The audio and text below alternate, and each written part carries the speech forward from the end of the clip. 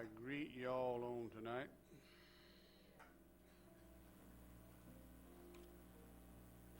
Dawn sends her greetings. She's at home resting. We had a doctor's appointment this morning, and she has to rest tonight.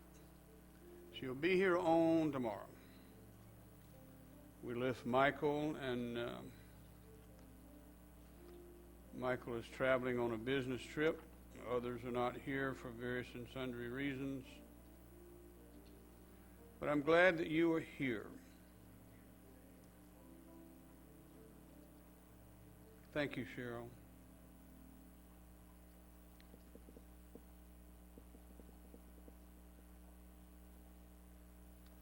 I still feast over the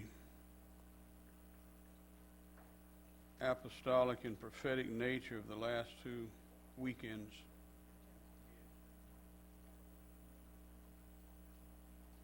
And the Spirit has declared that there's a shift in praise, and there's a shift in praise, and tonight is sort of hummed with us a shift going on. A shift going on.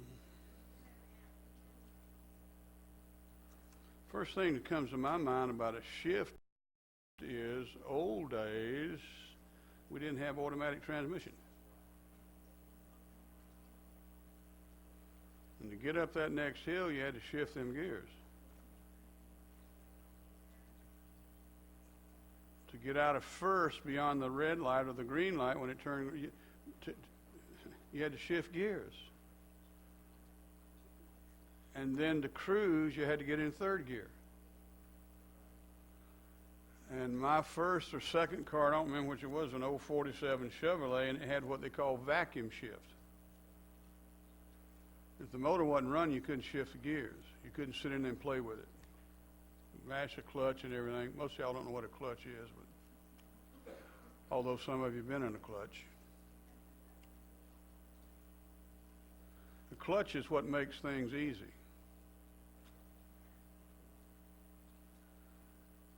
And if at times you feel like you're in a clutch, that's the time to shift gears. When that clutch is engaged, that's the time to shift gears. And so we're in this time of this, I call it, all moves of God are tremendous, but this one is so sewn together among so many people this go around. And I believe the rug of existence is so tightly sewn together to cause that it can't be pulled out from under us this time unless we don't shift gears.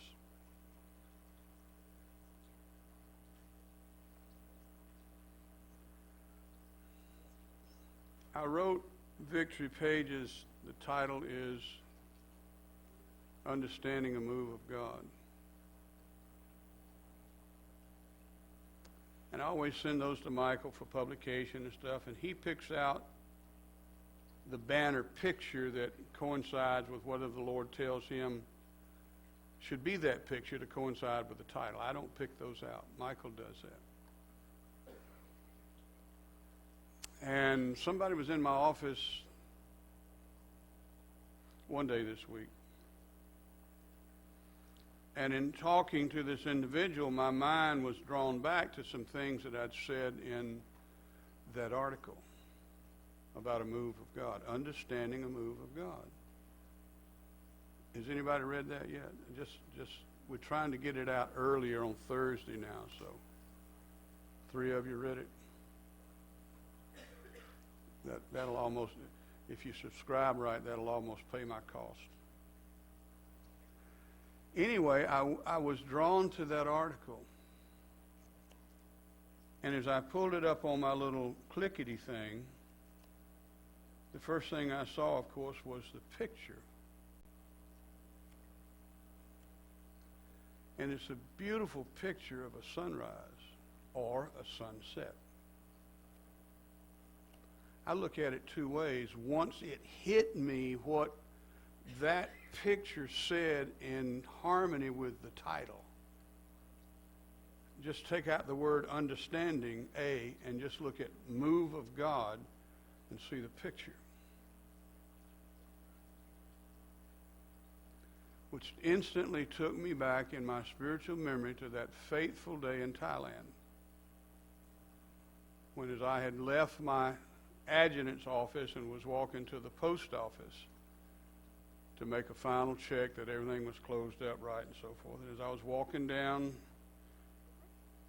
it just illuminated in the beautiful sunset. And the Lord said to me, "You're mine the rest of your days." So that began a move of God. If you read the article, that began a move of God. And I was so struck by the synergy of the title and the picture. I called Michael and I said, "Son, thank you for your obedience, because that picture really speaks out of my spiritual past to the now about him." See, this move began way back in Thailand years ago.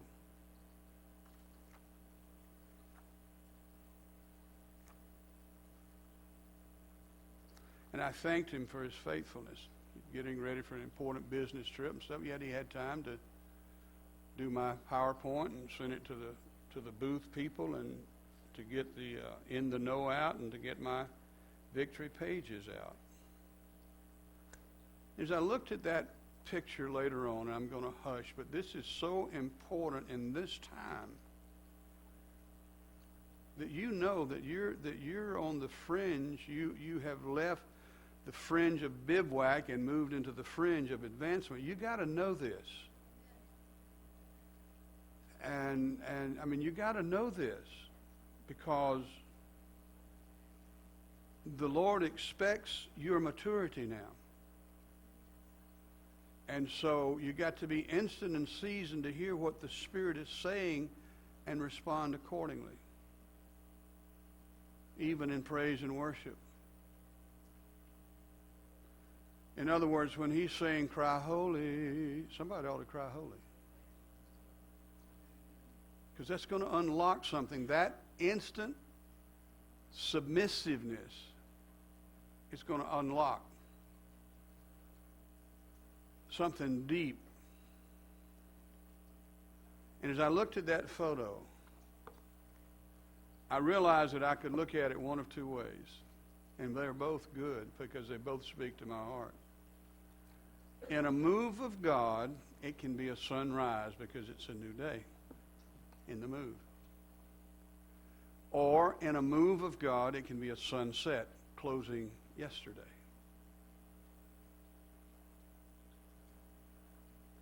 So I just thought to share that with you. That even in the little thing that I labor to put out, God speaks. And you hear a lot of people today say, "Well, we need a move of God today. We need a move of God." Well, start moving. Pure and simple. God's in you. Start moving. Because when you move from Thailand through all of the things to get to Columbus in 2015, this is over 40 years. And you come to this time and this place of advancement with people, not just with an individual, but with people. It's imperative that there be nothing in your quick, nothing rubbing you the wrong way. Because God said through Mary Ann Holbrook in 1990, this ministry's got to come to holiness before it can move forward. So obviously we've reached, and the mantle of holiness was released here last 3 years, 4 years. And so now comes the advancement, so you don't want to be dragging that little old blanket like Pigpen. I don't care if it's just me and you here. When he says cry holy, that's what we ought to do. And this is not a chastening. This is come on, sweetheart. This is not a chastening. This is an absolute, okay, Lord. Okay, Lord, I will not be the one quench the Spirit. Let's welcome Cheryl. Hallelujah.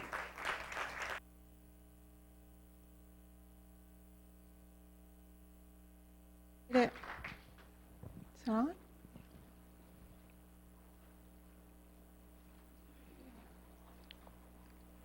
Father, may the words of my mouth and the meditation of my heart be acceptable in thy sight, O Lord, my strength and my Redeemer. Before I start with all this, do not lose that phrase that Bishop just shared when he said, over 40 years. Over 40 years. The title of the message is, Moses left Egypt twice. So we're going to be looking at our processing for individual marketplace ministry and our corporate functioning as an apostolic center. And before, you can go ahead and turn to Acts 7. I'll be starting in verse 17. But before I start there, just wanted to kind of give you a quick overview of how all this sort of came about. Sometimes God will just kind of give you a flash of something. You're just going around your regular day, and you'll have a flash of something that you saw in your childhood. And the flash that I had was a movie that really impacted my life when I was a child. It was the 10 Commandments. And I just had this flash of, for those of you who've seen, I call it the real 10 Commandments, with the one where Charlton Heston is Moses and Yul Brynner is the Pharaoh. That's the real one where the water goes whoosh. Yeah, that's the one I'm talking about. And so I saw, the picture I saw was like Moses at the head of all of them, and they're going through all the Egyptian statues and everything, and he's out in the front of all of them. He's leading the people into the promised land. And then I see them when they get to the Red Sea, and oh Lord, what we's gonna do? And Moses raises his staff, and the water goes. That's my favorite part. I can play that over on the DVD over and over, just seeing the water. But that was kind of the flash that I got. And then I heard the Lord kind of say the most remarkable thing. And God just said, Cheryl, Moses left Egypt twice. And you can hear something like that and think, oh yeah, But when God just kind of says something like that, it means that is your impetus to study and to learn and to apply. And I think Stephen's testimony is one of the quickest overviews of that time. So we're going to read that. So we're not going through the entire book of Exodus, because I will go there, but we won't. We'll do Acts 7. And I'm going to start at 17. I'm going to bring the word up closer because I need to. It's getting older. As the time drew near when God would fulfill his promise to Abraham, the number of our people in Egypt greatly increased. But then a new king came to the throne of Egypt who knew nothing about Joseph. This king plotted against our people and forced parents to abandon their newborn babies so they would die. At that time, Moses was born, a beautiful child in God's eyes. His parents cared for him at home for 3 months. When at last they had to abandon him, Pharaoh's daughter found him and raised him as her own son. Moses was taught all the wisdom of the Egyptians, and he became mighty in both speech and action. One day, when he was 40 years old, he decided to visit his relatives, the people of Israel. During this visit, he saw an Egyptian mistreating a man of Israel. So Moses came to his defense and avenged him, killing the Egyptian. Moses assumed his brothers would realize that God had sent him to rescue them, but they didn't. The next day he visited them again and saw 2 men of Israel fighting. He tried to be a peacemaker. Many said, "You are brothers. Why are you hurting each other?" But the man in the wrong pushed Moses aside and told him to mind his own business. "Who made you a ruler and judge over us?" he asked. "Are you going to kill me like you killed that Egyptian yesterday?" Notice this without having your little cell phone with the little video and everything. People are going to see. When Moses heard that, he fled the country and lived as a foreigner in the land of Midian, where his 2 sons were born. 40 years later, in the desert near Mount Sinai, an angel appeared to Moses in the flame of a burning bush. Moses saw it and wondered what it was. As he went to see, the voice of the Lord called out to him, "I am the God of your ancestors, the God of Abraham, Isaac, and Jacob." Moses shook with terror and dared not look. And the Lord said to him, "Take off your sandals, for you're standing on holy ground. You can be sure that I have seen the misery of my people in Egypt. I have heard their cries, so I've come to rescue them. Now go, for I will send you to Egypt." And so God sent back the same man his people had previously rejected by demanding, "Who made you a ruler and judge over us?" Through the angel who appeared to him in the burning bush, Moses was sent to be their ruler and savior. And by means of many miraculous signs and wonders, he led them out of Egypt through the Red Sea and back and forth through the wilderness for 40 years. Moses himself told the people of Israel, "God will raise up a prophet like me from among your own people." Moses was with the assembly of God's people in the wilderness. He was the mediator between the people of Israel and the angel who gave him life-giving words on Mount Sinai to pass on to us. But our ancestors rejected Moses and wanted to return to Egypt. They told Aaron, "Make us some gods who can lead us, for we don't know what has become of this Moses who brought us out of Egypt." So they made an idol shaped like a calf, and they sacrificed to it and rejoiced in this thing they had made. Then God turned away from them and gave them up to serve the sun, moon, and stars as their gods. In the book of the prophets, it is written, "Was it to me you were bringing sacrifices during those 40 years in the wilderness, Israel? No, your real interest was in your pagan gods, the shrine of Moloch, the star god Raphaim, and the images you made to worship them. So I will send you into captivity far away in Babylon." Our ancestors carried the tabernacle with them through the wilderness. It was constructed in exact accordance with the plan shown to Moses by God. Years later, when Joshua led the battles against the Gentile nations that God drove out of this land, the tabernacle was taken with them into this new territory, and it was used there until the time of King David.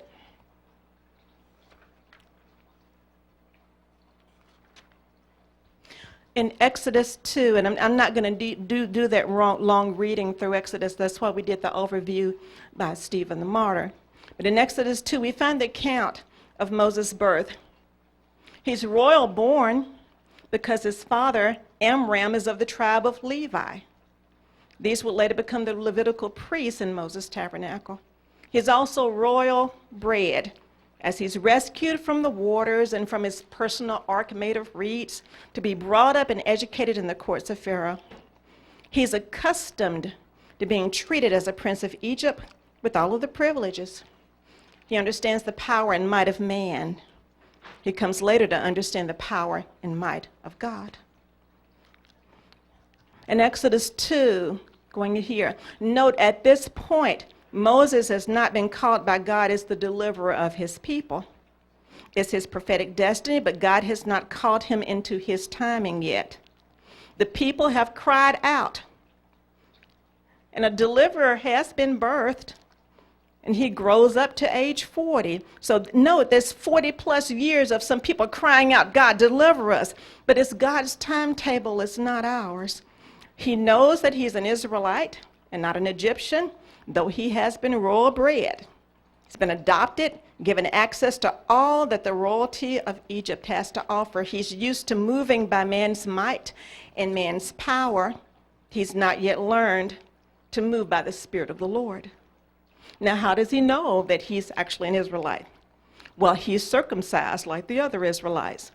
His parents hid him for 3 months before placing him in the reed basket on the waters, and normally on the 8th day, that's when a child is circumcised.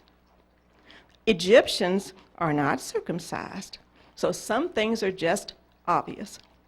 So in Exodus 2, we see him killing an Egyptian who was beating one of his race.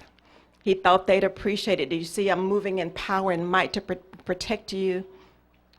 Even under Egyptian law, this was wrong of him. But he was a prince of Egypt and thought he could get away with it. How do we know that he knew it was wrong? Well, if you go back in Exodus 2, you can read, and it says, Moses looked this way and that before he struck down the Egyptian. Now, if you know that you're moving in the right and nothing's going to happen to you, why you got to check out everything to make sure nobody's looking to see this thing that you do? If you know you're moving in righteousness, you know it was wrong. He knew it was wrong. He knew it was not moving in the absolute right. And y'all, it doesn't need somebody taping it on their phone to give to the media for all to see and pass that social media judgment and condemnation. He'll just let it be unveiled. And he just needs one on earth to see, because he's already seen everything anyway. So Moses realizes during this time, as it speaks in Exodus 2, that, he's going to be punished for this. What he did was wrong, and he's subject to being killed for what he did. So he flees in fear to the desert. And he was in that. He left Egypt at age 40. And this is this is his first exodus. He runs away to the desert, away from Egypt. It's his first exodus. It's his own.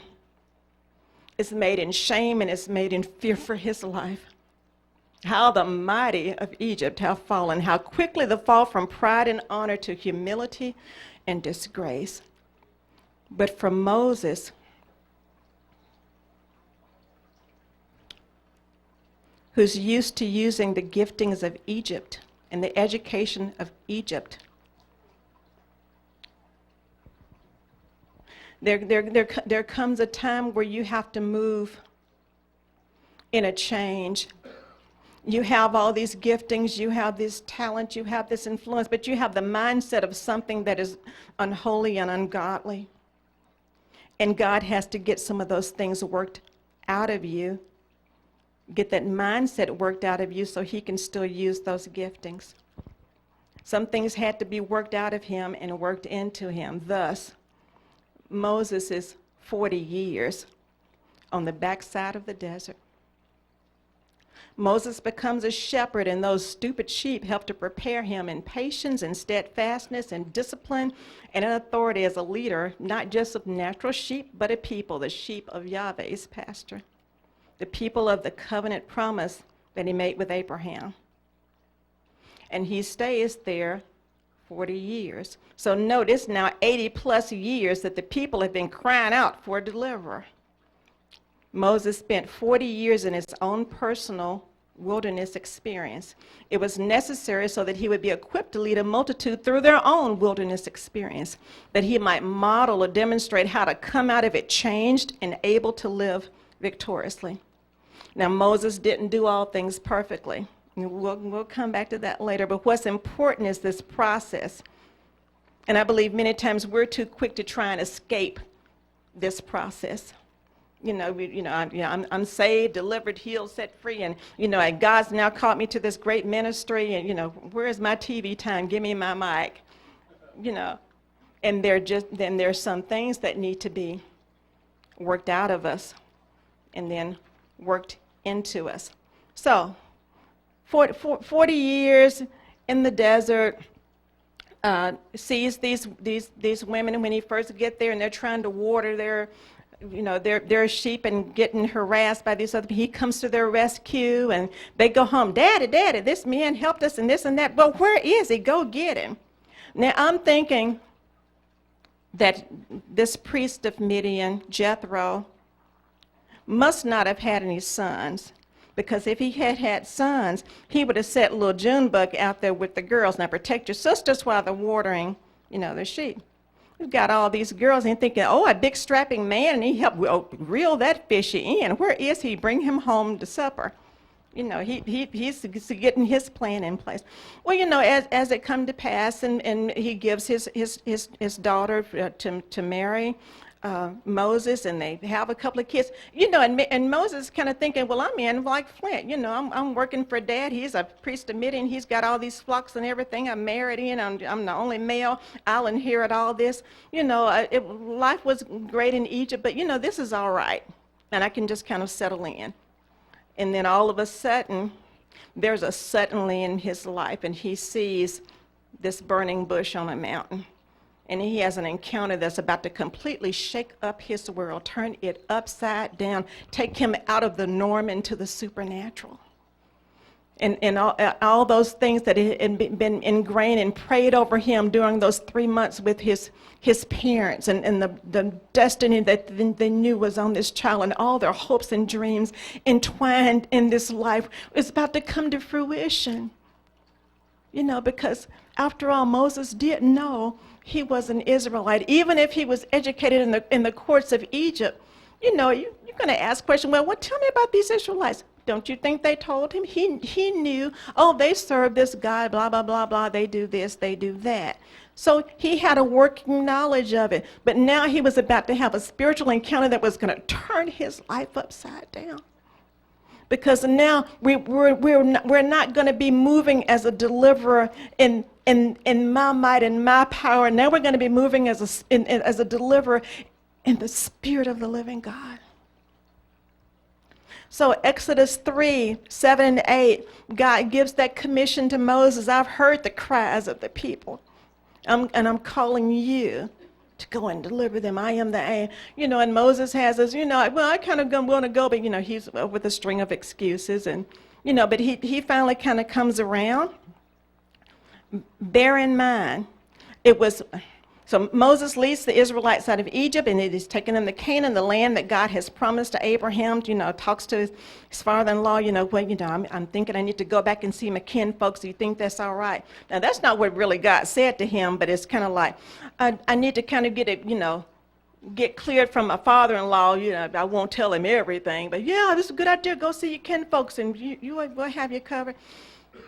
But whoa. So Moses is going, and once Moses decides that, yes, I'm going to go. Yes, I'm going to shift. Yes, I'm going to take that step of faith and enter in. It wasn't until that time, if you keep reading in your word, that God finally tells him, oh yeah, by the way, Moses, those that sought to kill you in the past, they're dead now. You don't have to worry about that yesterday. I've already taken care of the yesterday. I am the way maker. I've made the crooked path straight. I've already cleared the way for you. But he didn't tell him till he said yes. He didn't tell him till he stepped out. And we have to stop waiting for, like Gideon putting out 20 ephods and everything. And God did, okay, let's see if the dew's on the ram skin. Now don't let the dew be on the ram. Stop taking God through all those changes. Isn't he the Almighty One? Great and powerful one? We can sing about it. And then he just tells us to cry, holy, holy. And as one, we can't make a sound. As Bishop would say, what's up with that? So anyway, Moses goes back into Egypt. Now, maybe his life is not so much in danger, but, he might be under some serious ridicule. Who do you think you are coming up here, with a shepherd staff? And you think, I'm not going to let the people go? No, they're mine. I'm not going to let any people go. We go through all that, and we see the miracles, the signs of wonders, and everything. So Pharaoh finally lets them go, and they're out there, and all of a sudden the people for Moses are troublesome. They've been used to being slaves. So Moses had to come out of the mindset of, I'm a prince of Egypt. When I say jump, you say hi. Why are you jumping? They got to come out of, we just used to just trying to survive. We don't know what it is to be free. We don't know what freedom is. We don't know what freedom means. And once they get out there, they all get their own preconceived notion of what it means to be free, not realizing that, like we know, he whom the Son has set free is free indeed. There's still some parameters in there. There's still some boundaries in there. You just can't do whatever just pops up in your mind. That's not freedom. That's bondage of the worst sort. So anyway, what can we learn from that? We've got to recognize that some we minister to won't know what freedom means either. They just don't know. Their reality is such that their mind can't comprehend what freedom is. So like Moses, we've got to learn, okay, this is a sheep that's here. God gave me the strategy for get there. Here, I want to get them there. He will give us the strategy. Now, these people, they don't like Moses leading them, don't tell me what to do, and they demonstrate that they really are a rebellious house. So they're so rebellious that God even threatens to wipe them out and make Moses himself into a nation just like he did Abraham. Anyway, Moses intercedes and God relents. But in effect, he kind of says in his word, he's still going to wipe them out, just one by one. And before they entered the promised land, only Joshua and Caleb were left of the original group that came out of Egypt.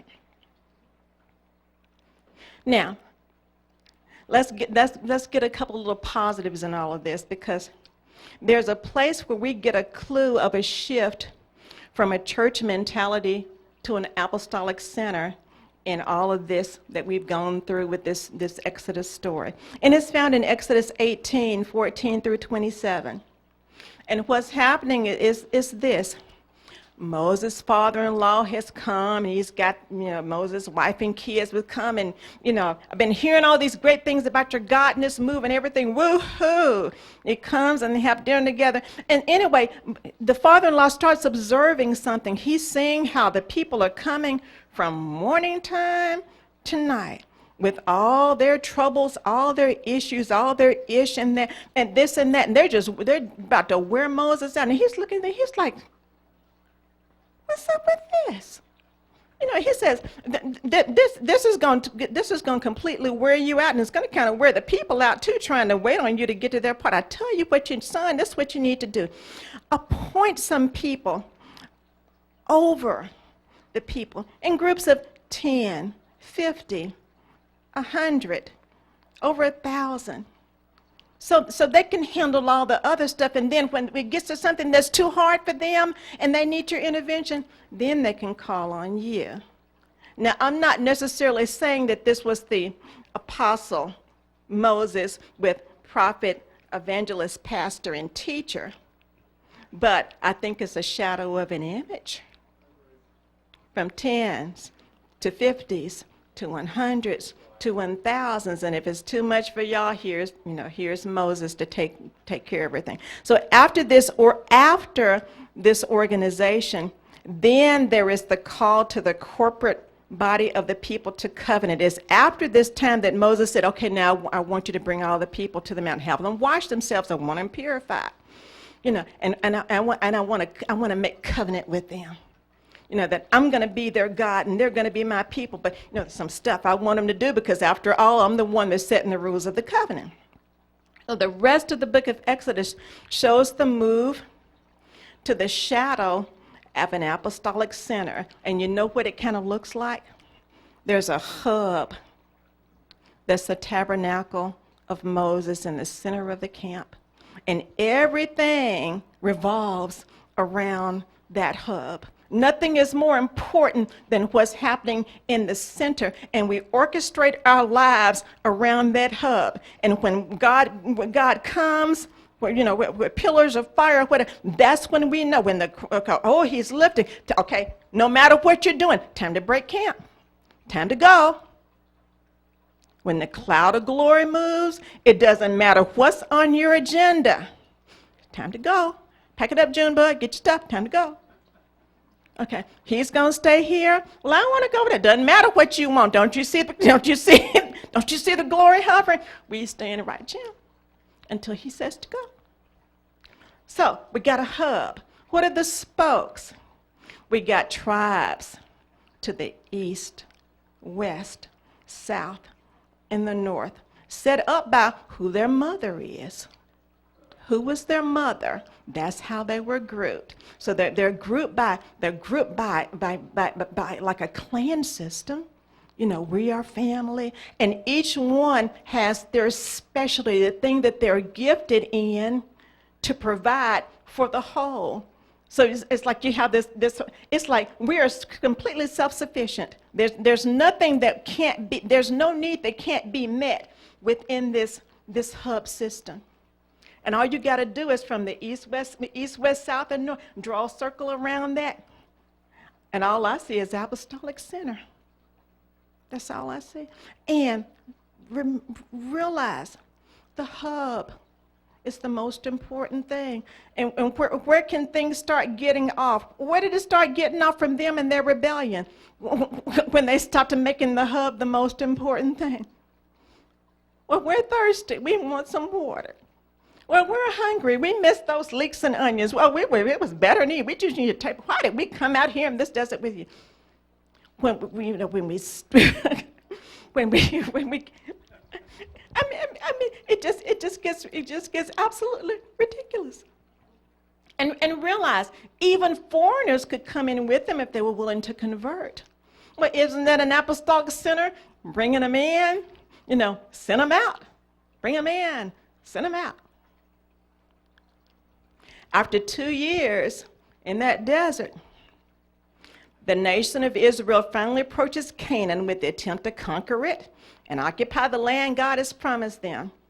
As the battle draws near, in other words, you got to take some land, the nation sends out 12 spies in order to scout out everything.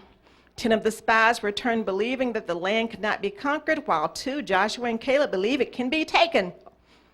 He said, they'll be like bread to us. We can take this. Rather than trusting in God, the people trust the 10 spies with a bad report, and Yahweh condemns them to 38 additional years wandering around in the desert. When those years are over, after 40 years from leaving Egypt, only 2 men remain, Joshua and Caleb, everyone else having died in the desert. Moses' life ends in the months at the end of the 40 years in the desert, his own disobedience having lost him the right to enter the promised land. What was Moses' sin? Turn to Exodus 20. We're going to start in verse 2. I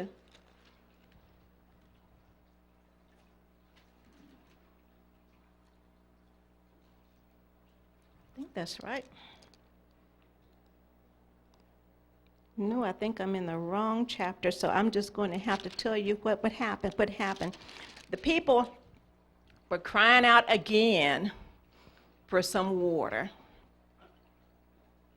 God told Moses to speak to the rock, and the rock would give forth water. But Moses struck the rock twice. That's what he did. But he didn't just do something, he said something. In other words, he seeded the atmosphere with something, and he said this: "Hear now, you rebels, must we bring water for you out of this rock?" The we he was talking about was him and Aaron. He was not talking about him and Yahweh. Must we bring? Well, you weren't bringing water in the first place. What's up with you, Moses? You gone back to Egyptian thinking already? This was not by your might or power. This was the Spirit of the living God. It was God alone who was bringing water in every other miracle, not you. Is this yet a residue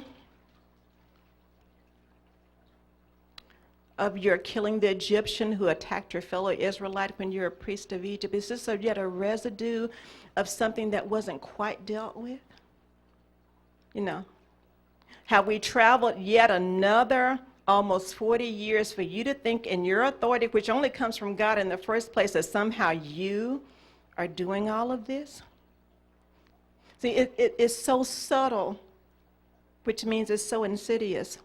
We cannot get the big head in whatever we are doing for the Lord. It's always him through us. It's not we ourselves. So the number 40, do I have time? Yeah, real quick. The number 40, comes from listverse.com. The Bible uses 40 to denote completion or fulfillment. It is used 146 times throughout both Testaments. It is the traditional Hebrew number for the duration of a trial of any kind, when times are hard and a person's faith is tested. The Israelites slaved in hard bondage under the Egyptian pharaohs for 400 years. That's 10 times 40. God forced them to wander in the wilderness of sin throughout the Sinai Peninsula for 40 years as punishment for their stiff-necked unbelief. Now, sin here does not denote sinfulness, but the Hebrew word for the Sumerian moon god, from which Sinai is derived. Now, Moses was 40 years times 3 when he died, 120. He was 40 when he slew the Egyptian. We found that in Acts 7:23. Then he fled into the desert of the wilderness, and he was there 40 years as Yahweh worked some things out of him and into him before calling him 40 years later at age 80. At 80, he went back to Egypt, led God's people out, then endured 40 years with them as God attempted to work something out of them. A slavery mentality, the lust for other things of an Egyptian influence, and the influence of that mind think from Egypt. And he wanted to get some things into them covenant with the I Am and the opportunity to enter and conquer and possess a promised land flowing with milk and honey. Like it was for Paul, it was a great and effectual door open just for them, and yet there were going to be many adversaries. And they were called this, and I'm quoting now from, you got to read this book, The Seven Mountain Prophecy by Johnny Enlow. Man, if you have not feasted on some, you got to read this book. And I know we still have copies in our handy-dandy Eagle's Nest bookstore. Wonderful. But so he breaks it down. These were the seven, he says, I'm giving you this land flowing with milk and honey, but there's some people there. There are 7 tribes in there you're going to have to deal with. You have to clear them out. And this is how Mr. Enlow breaks down their significance. Hittites, from the name fear or terror, are over the Media Mountain. It is the fear of the Lord that we're to have. Only this advances Yahweh's kingdom. Anything else, as he says, only serves to advance Satan's kingdom. Girgashites means dwelling in clayey soil. It represents being motivated by earthly desires and ambitions. In other words, corruption. This spirit is over the mountain of government. The Amorites means to boast, to jut out, to act proudly. This is secular humanism. It's over the mountain of education. Canaanites, translated as merchant, trader, trafficker, whatever. And also to be humbled, brought lower under subjection. And Cana means jealous. So together these words paint a picture of greed and poverty, or the push to be overzealous in your trading and your trafficking, or else you're going to end up being subject to poverty. This is the mountain of business or economy. Parasites means unwalled rustic dweller. It represents idolatry. Idols offer no protection, and rustic dweller means limited provision. They also dwelled in the hill countries, implying the high places of idol worship. This is religious deception to try and steal worship away from Yahweh and divert it to other things. Think about the month that we are still in. Hivites, their name means villagers in life-giving place, but they are enemy villagers who are occupying a life-giving place. They represent counterfeit and perversion or deception. This is the mountain of celebration encompassing music, art, drama, and poetry.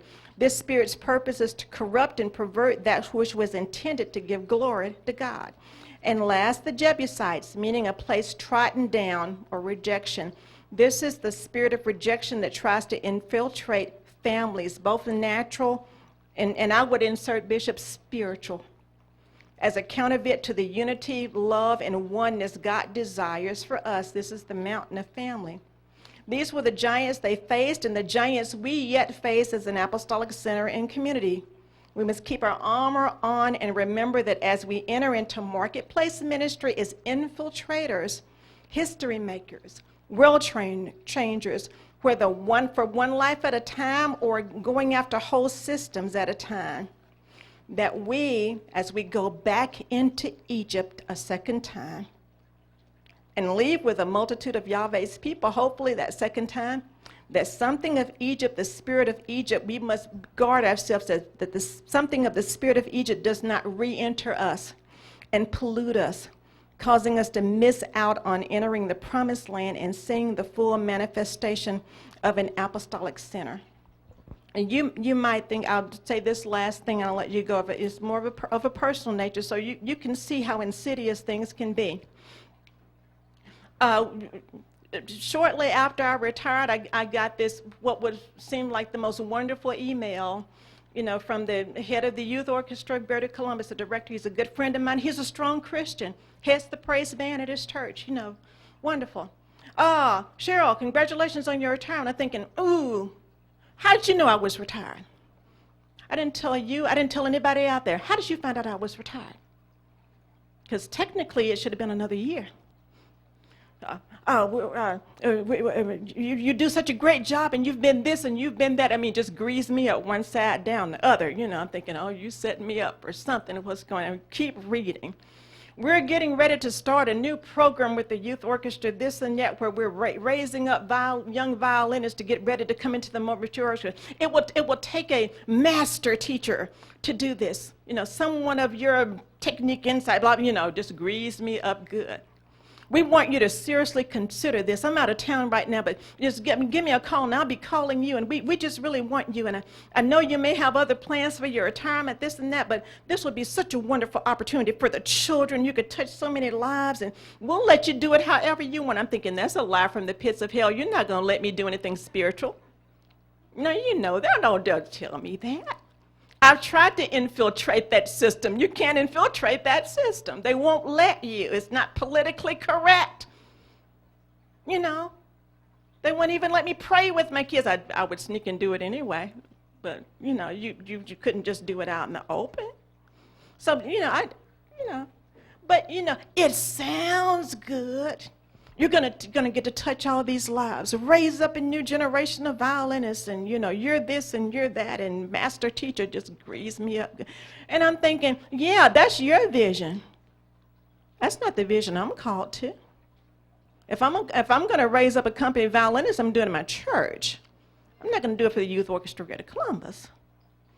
Fame, fortune, whatever. Well, probably not too much fortune, but, fame, your name, your TV, the newspaper, all that.